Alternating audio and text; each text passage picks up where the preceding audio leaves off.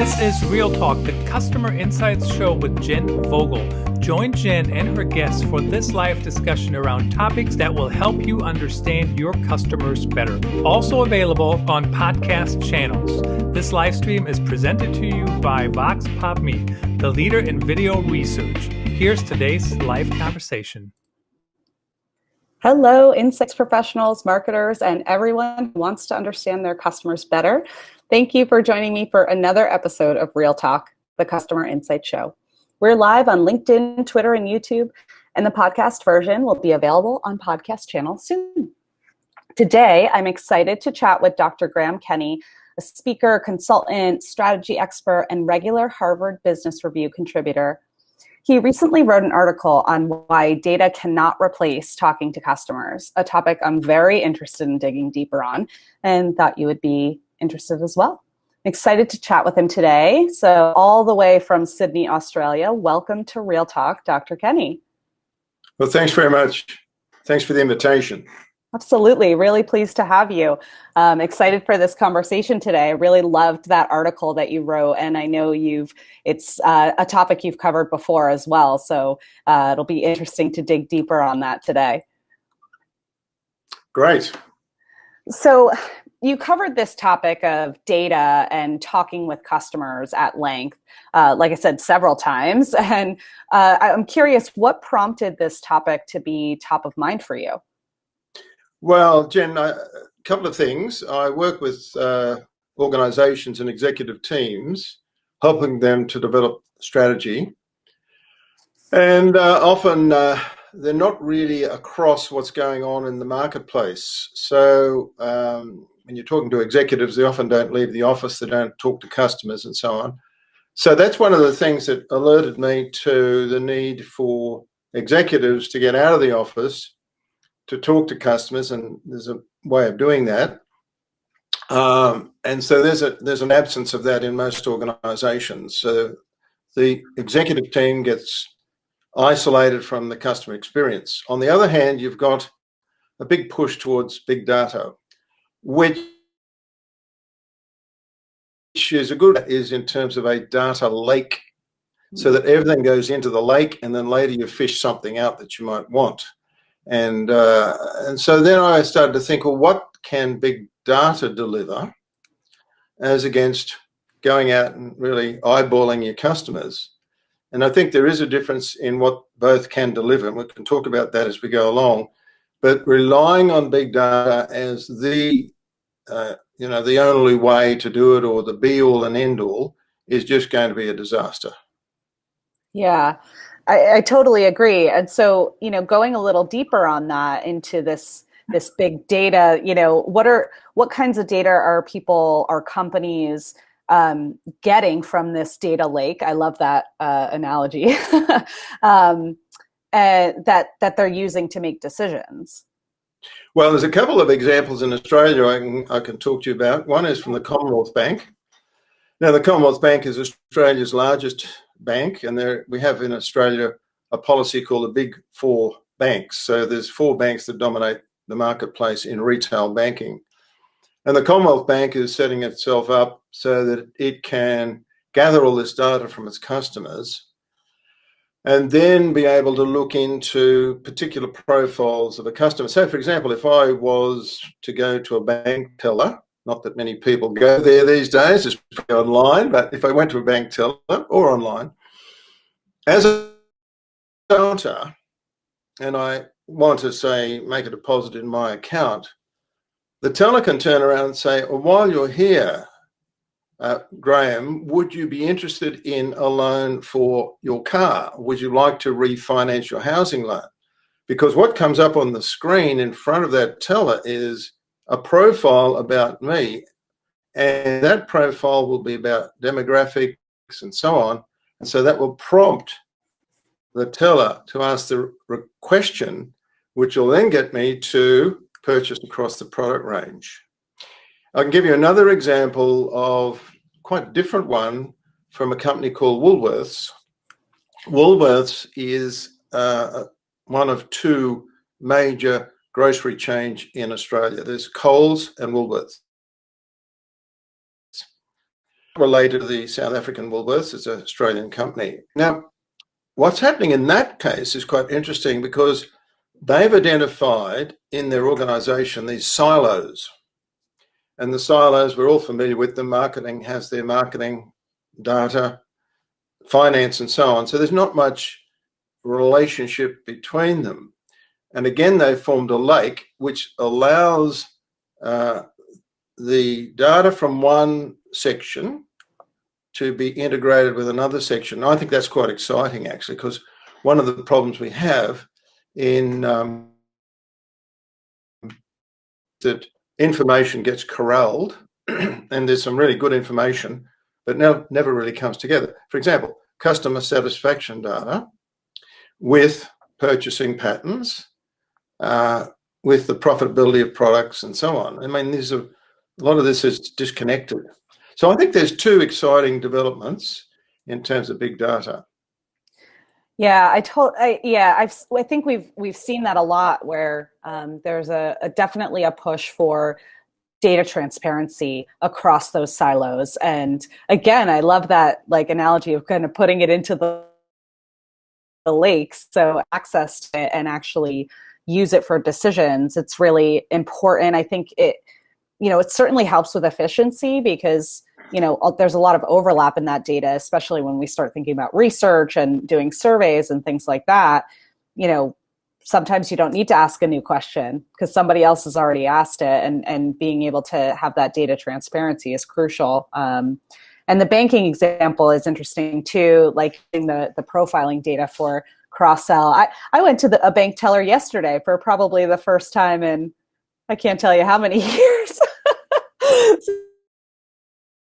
So it definitely, they didn't try to upsell me on anything. So I don't know what that says about my profile.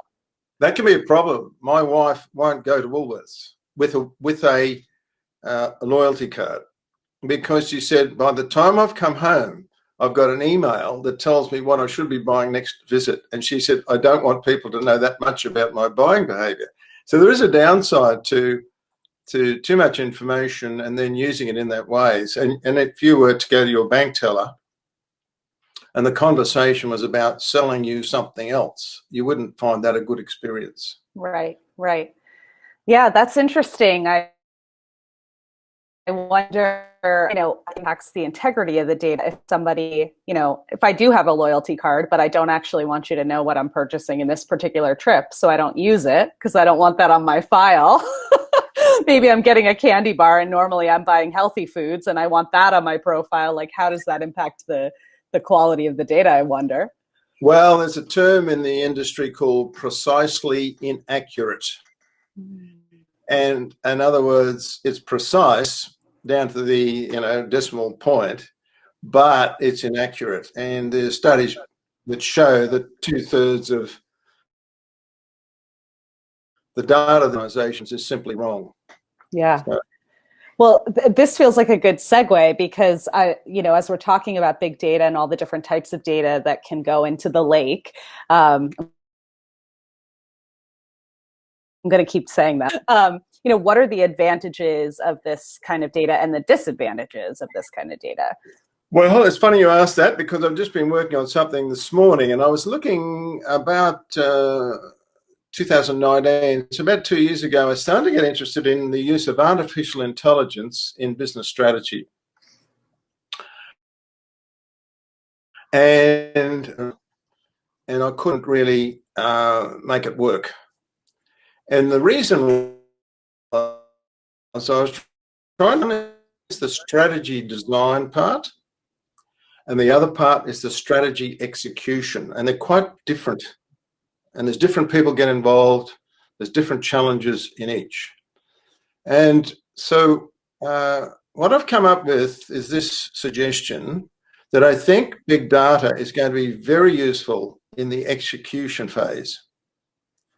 So, for example, those examples I gave you, and McDonald's as well as another example, they're using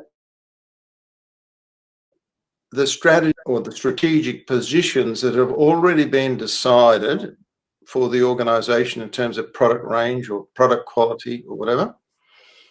And then they're driving that through the organization by using that technology, so that when I come to the teller can then say, have you thought about this? Have you thought about that?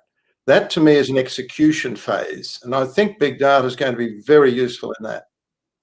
And it's already making a move. For example, the Commonwealth Bank is spending $5 billion on this over the next 5 years.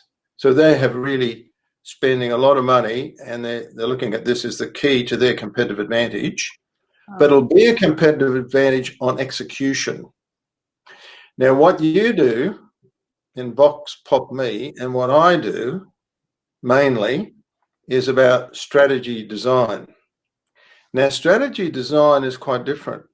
Strategy design is where I need to be in touch with the customers, the changes and trends that are occurring outside, take a reading on that, then come back and design where the organization is sitting on things like service, quality, price, etc. And I don't think at this stage, big data or artificial intelligence is going to make an impact there so much as in the execution phase.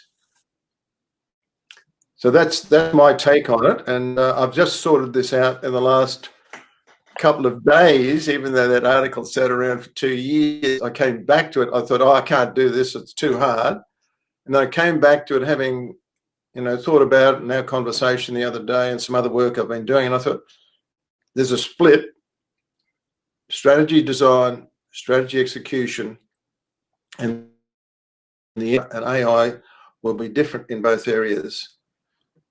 Sure, that's really interesting. And when you started kind of splitting those two apart, you mentioned that there's different people responsible. Yeah. So, like, who's responsible for the design and who's responsible for the execution, especially when it comes to the data piece, would that be customer data or the big data? Well, if you start with design, start with execution first, the answer is everyone. Mm. And so it's from the CEO through the various executive levels, right down the person at the coalface. And that coalface can be a bank teller. It can be someone working in a factory, in a dairy cooperative, which is another business I've been researching. And so how do we get the message through to someone who's working on the factory of a dairy products business, that what you're doing is really important? And that's a real challenge, because most times that's not articulated. And so people can't see the point of their jobs. So it's everyone in an organization on execution, and that's why it's very difficult, and for most organizations not done very well. And that's not just my opinion, it's in the literature. On the design side, it's very much the senior executive's role. And I don't like the word strategy development, and I'll explain it why I don't like development. When you get a group of managers together in a room, and I've done this on many occasions, and say, what should our strategy be? They start to look at each other and say, what are we going to do here? And the problem is, they're the worst people to ask. Not quite the worst, but they're among the worst. And I'll tell you why. They're looking inward all the time. They're running the systems, they're running the processes, they're looking at efficiency. So what I say to them is, don't do that. It's not about strategy development. It's about strategy discovery. And that's a really important thing, because the people who are your best strategists aren't even in the organization. And they go, this guy's crazy, which I don't mind. But being crazy can say, because what I'm trying to do is trying to shift their thinking, because the traditional way has been get together, go away for 2 days and nut this out, brainstorm, flip charts, all this sort of stuff. You come away, and I'll tell you what, some people come away from it saying nothing's changed. is business as usual. We're just rolling over the same stuff. Well, that shouldn't surprise you because you've got the same people in the same room talking about the same material. So my suggestion, I've got a client in the US, actually, we're going to be doing this, and I've done this before, but this is something coming up, is to take the executives out of the office and visit the customers. Now, that's a business-to-business situation. So in that situation, I'm saying to the executive team, don't do what you've been doing over the previous years. Don't do what most organizations do, which is look inwardly and try and come up with an outside view. It's impossible. Mm-hmm. So what you need to do then is go out and have these conversations, and I've suggested that it be the executive team in pairs. I'll have to set them, because sometimes you can miss things. It's a well-known research technique to try and go out in pairs and have this conversation with the other industrial buyers, because this is an industrial product, and find out why they're not getting the work or why they are getting the work, things I call strategic factors, and a few other questions, and then come back and say, you know what, we've made a real discovery here. And that's what I call insight. Now, everyone in their strategy, design, development, but I say discovery, should be about insight. And if you're not getting insight in that process, it's just business as usual. So, I'm trying to shift the whole way people think about strategy development, strategy design, mm-hmm. to strategy discovery, and then we can see a much better way to come up with competitive advantage. That's such interesting nuance that, that strategy design or development is something that you can do internally and potentially not even make any kind of change or impact. But discovery in itself does imply that you're seeking out elsewhere, you're looking elsewhere. And so that's where the role of talking to customers is so crucial. And it's interesting too, you say, the execution side of things is everyone's responsibility, down to the frontline workers or whoever is interacting with the customers. The senior executives who are responsible for that strategic discovery, these are people who their time is limited and resources limited, and getting them to talk to customers really has to be made a priority. Yes, and I think what you're doing as an organization is quite interesting in that you're using video of customers to help understand the customer's point of view. And then you're taking that video, as I understand it, correct me if I'm wrong here, and then producing a script and then doing content analysis on that script in order to look for certain themes. And I think that's quite a good method. I think that's a good approach, because we're getting now people talking about their experience in staying in that hotel or flying on that airline. And so we're getting the customer's story, and that's important. But there's another, I'm just getting a report from you, which is, as I say, is fine. And on that, I've got certain themes, or I can read the script. There's something missing. And the missing bit is emotion. It's, as I say, emotion, but it's also look in people's faces when they tell you what happened. And another part of it is human beings. And that's why I'd say maybe do what you're doing, but I would say to my client in the US, who's in the industrial industry, make sure you as a set of executives get off your backsides, get out there and talk to customers, go in pairs. I'll give you a form, I'll design it for you, collect this data, bring it back, compare it to the other 7 or 8 executives in the team, and then look for aha moments. Will be things you do. you will say, I didn't understand that. I didn't really appreciate when we do something wrong, the impact of that on that client. Mm-hmm. And that is emotion, and you can't get that from a written document. Yeah, totally. I've heard some really interesting stories throughout the insights industry and CPG of, some really entrepreneurial kind of growth mindset oriented companies. Like, they're to grocery stores, setting up a table, handing out their products, and like talking to customers and how valuable that is. And just so everybody knows, I didn't pay him to say any of that great stuff about Vox Pop Me, but I appreciate the plug.